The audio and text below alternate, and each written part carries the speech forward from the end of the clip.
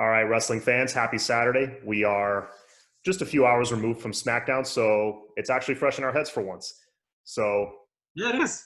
we didn't have to wait 2 days this time. He's Danny, I'm John. We're going to recap it and pick it apart. So the show started with, appropriately, a Roman Reigns head of the table, blah, blah, blah segment, which really is what keeping the show from going off the rails at this point. Yes, it is.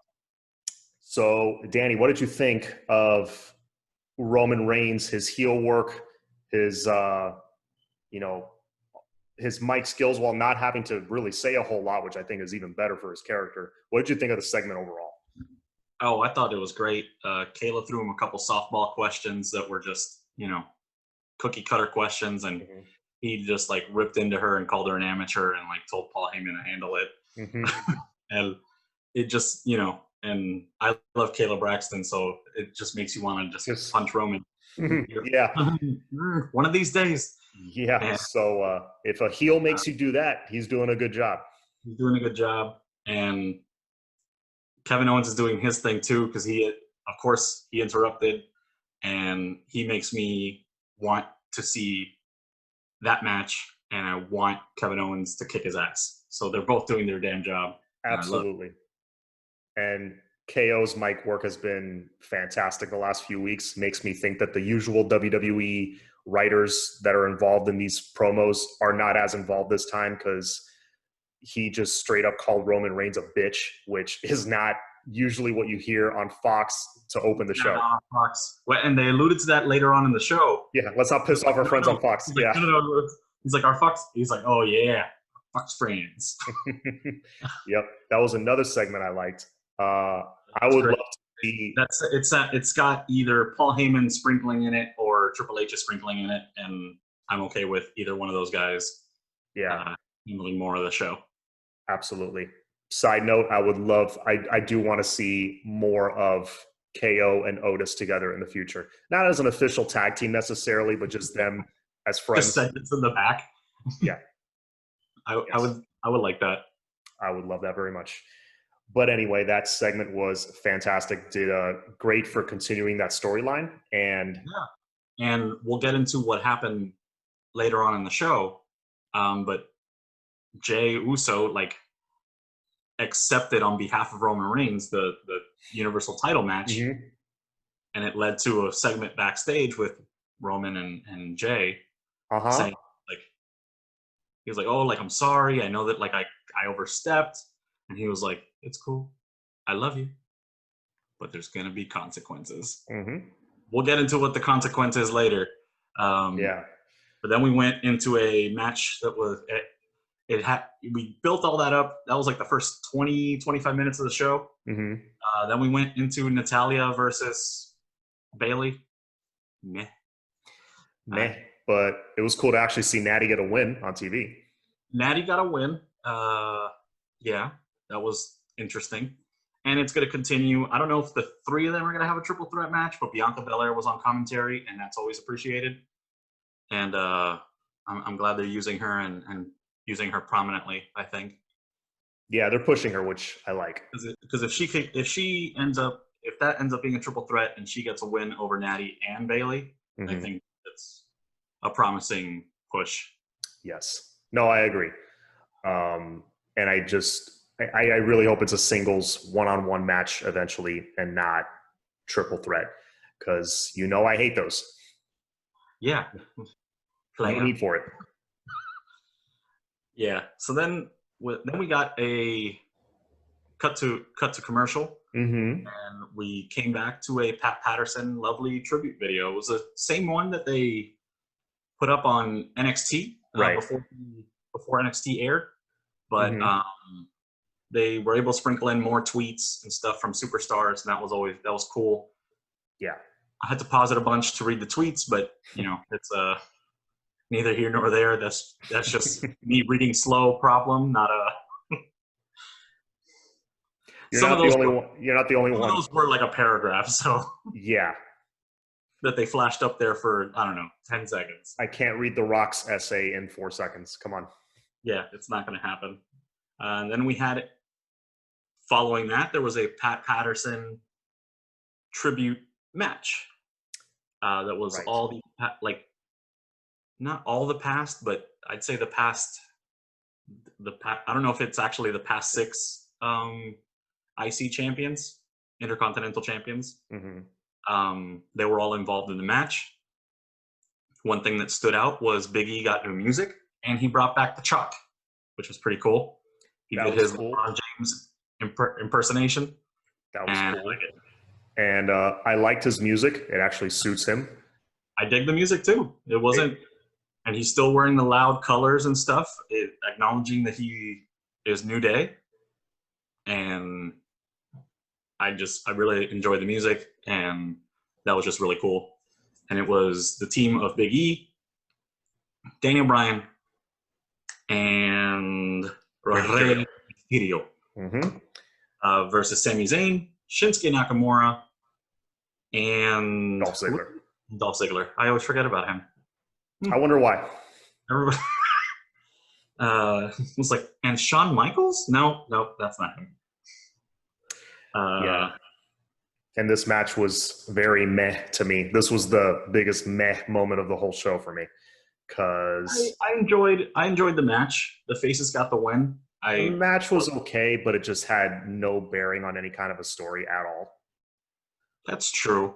I think we are going to get that Big E Sami Zayn match potentially. I hope so. I think we're getting that, and I hope they put the belt on Big E. He deserves it. I agree. He deserves it. I know this may not be a popular opinion on social media, but I love that IC belt. I like the design. It's very different, and it is very different. It's got a lot going on, but I like it. They had the original IC belt out there for the I saw that for the match as well, which was a nice touch. I like that it had a funny yet old. It was an old school, I think, tribute. The heels went to go attack the good guys after the match, and Ziggler was like, "I'm not going to do that," and he kind of held back, and the other two got annihilated and tossed out the ring, and then the 3 guys kind of just licking their chops that they're going to beat up Dolph Ziggler, and then he was on his knees pleading, "Help, please, no!" It was very. Ric Flair used to do that a lot in WCW, and it just reminded me of that. Yeah, a lot of little throwbacks in it. Yeah, which was the one cool part about it. Yeah, that was cool, and they all got their stuff in on Dolph, and he sells like nobody else in that company. That's true. And that's his redeeming quality, in my opinion. That's about it. And after that, I think it was Corbin and Murphy, right? No, we had a segment that I wish that I could forget. But we had Sasha Banks and Carmella. Oh God, yeah, that was awful. It was cringeworthy. It was absolutely awful. You could almost see their eyes reading the cue cards. It was just so scripted and so bad. It was awful. I love Sasha Banks. I just think that she probably doesn't need a script. I think everybody would benefit without a script, but she just sounds. They both did, her and Carmella. They sound so robotic and it's unnatural the way that they're speaking. Yeah, and just the whole. You can't say title. You can't say just belt for short. No, you have to say SmackDown Women's Championship. You have to say the whole thing every time for every championship. It's really annoying. Yeah, I mean, that actually doesn't bother me as much as anything else, but it's the roboticness. That's what just kills it for me. Just kind of taking turns, and it just, it wasn't organic at all. If you're having an argument with somebody, it's a lot of shouting back and forth. Yeah, and then apparently Retribution has taught Carmella a few things because she was able to snap out of the conversation. So she hacked the production booth, apparently. She has control of the production booth. She has magical powers. Mustafa Ali has taught her a few tricks, apparently. Then we had King Corbin versus Murphy. Murphy came out there, of course, with the entire Mysterio family, which I don't know what Dominic was wearing. That was very strange. Some Some Rocky Maivia energy there. He just needed the fanny pack. That was a lot of pink. A lot of pink, a lot of turtleneck. A lot of hot pink, actually. It was like a neon pink. It was, yeah. It hurt my eyes. Now, they're doing something interesting here, and I think this could be a good opportunity for them to do a long-term storyline here. Maybe do like a very slow Corbin face turn over time where he slowly ditches the stupid crown and he starts to align himself with these two guys, which, by the way, fun fact, I know who they were. Wesley Blake. No, Forgotten Sons, but Wesley Blake, if you remember, used to be in a tag team with Buddy Murphy many years ago. It's how Alexa Bliss got popular. But anyway, back to my point. I hope they do a long... and Corey Graves mentioned that on commentary, that they used to be tag team partners. And so I hope it's a long-term storyline, because what I'm seeing is Ray is kind of remaining face, because like when they did all those heel tactics last week, Ray had this look on his face like I'm like, I don't know that, like I didn't tell him to do that, you know. He kind of had those little reactions if you paid attention, while the kids are kind of just doing what they want, running amok. So it would be cool to have them go heel with Murphy, kind of be like the spoiled brat kids that start to not respect their dad. And eventually, maybe like a year from now, I'm talking long term, have a match between Ray and Dominic retires Ray. That's ultimately what I think his last match is going to be, is versus Dominic. A heel Dominic. Yeah, it would have to be. Given that it would be a retirement match for Ray. I don't see anybody booing a retirement match. So that would be cool. And yes, it was Blake and Cutler out there, clean shaven, which was weird. They do look weird without the beards. Like, yeah, I recognize these guys. Where have I seen them? Yeah, they looked off. I was like, they need beards. You guys are funny looking. It's like if we showed up on one of these videos clean shaven, it would really throw you off. Yeah, you look funny looking. Just put that beard back on. Yes, I agree. And I think Corbin should be clean shaven, because he looks like he can barely grow that beard thing that he's got. Yeah, he's got like a patchy job going on. Yeah, just shave it and get rid of the damn crown. I'm sick of it. Yeah, we're sick of it. It's felt like 3 years. It's only been a year and some change. So yeah, that's what we had there. And then we had, which I love these segments so much, the Street Profits were in the back and recapping the whole night, and they're hilarious. Just give them a mic for 5 minutes and let them talk. And then they got interrupted by Bobby Roode, or Robert Roode. I'm just going to call him that. I've lost track. and Cesaro saying that they should be, like, that Cesaro was representing like him and Shinsuke, and Roode was representing him and Dolph, that they should be the champions, and all this nonsense. And the Street Profits then, made the save, because they were like, do you have tag team titles? And I lost it laughing, because I'm a big idiot. And yeah, that was funny. It was just it made me think that I really thought it was funny. It made me think of, oh yeah, Bobby Roode in TNA is like a 18-time tag team champion or some crap like that, with America's Most Wanted and Beer Money. He's one of the greatest tag team guys ever. Yeah, I mean, but his run at NXT as a solo competitor was so promising. It was glorious music. It just all worked. They just totally crapped on it when he came over to the main roster, and that was sad. He was at his peak when he beat what's his face for the U.S. title. I'm forgetting his name. Part of three-man band. Won a title but never should have. Heath Slater? No, the other one. Jinder Mahal? Jinder Mahal, thank you. I call him Tinder Mahal because I don't know why. I just think that's hilarious. So, yeah. He should come back, and that should be his gimmick, that he's like a Tinder hog. Call him Tinder Mahal. I don't know. Sure. Anything would be better. Anything is better. I do love his finisher, that Colossus thing, but whatever. The Colossus is cool, but whatever. Going off on a tangent. And I don't know if we're ever going to see Jinder Mahal ever again, because he apparently every time he comes back, he just gets injured. I'm okay with it. I don't blame you. And then we went into our main event. We had the working man Otis came out, joined by Kevin Owens. They're in the ring. Jimmy Uso's music hits. He comes out. Jey Uso. That's the one. One of the Usos. One of them, yeah. They look the same. And he slowly tells a story with his face that he realizes that the consequence from earlier is that he's going to have to wrestle these dudes by himself, and that Roman's not coming. And he sold it purely in his face, and commentary got it over. It made its point, and he got annihilated for the first half of the match. Then Roman decided to grace us with his presence. Right. Takes his time walking out there. I thought that was cool.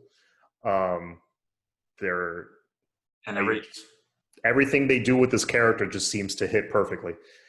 Yep. And, then he was, it was his own fault, because basically then every time that Jay would get knocked out or whatever, he just had this look of frustration, like, oh, come on, in the corner.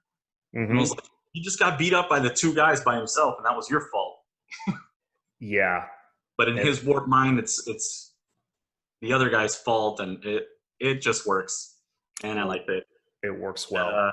I didn't care for the finish, ending in it seemed rushed, but they might have been short on time on the show. You never know. Roman just hopped in the ring. He was the illegal man, put the guillotine on KO, knocked him out. The ref ruled it a disqualification, because we care about the rules sometimes at WWE. And right. Sometimes. Only sometimes. It depends on who you are. And actually, it doesn't matter. It depends on the ref's mood that day. And then they got some chairs out, beat up on KO. Roman had already done his thing to Otis. He beat him up with the stairs, and they carted him off to the back. And they continued to wail on Kevin Owens until Roman Reigns hits Jay with a chair. Seemingly, that was the final consequence of his actions earlier for accepting the TLC match on behalf of Roman. Right. By the way, he got whacked with it. Paul Heyman's selling on the outside, always fantastic. Just yelling, oh my God, just selling his shock at what's happening, the look on his face. He needs to be on WWE television for the rest of his life. He just makes it so much better.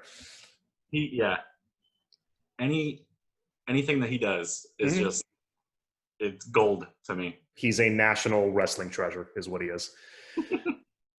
And little callback to the beginning of the show. I remember how I felt. This is how much this story's sucking me in. I remember how I felt when Jay steps in, grabs the microphone, and I'm like, oh, that's a mistake. Don't do that. Accepts on his behalf. I'm like, oh no. Like, did you feel that way as well? Yeah. When he took the mic and just Reigns gave him this look, I was like, this isn't over. Not good. Oh boy. Not good for Jay. I was like, no, he's gonna get hurt. Yeah. Now we were discussing this before.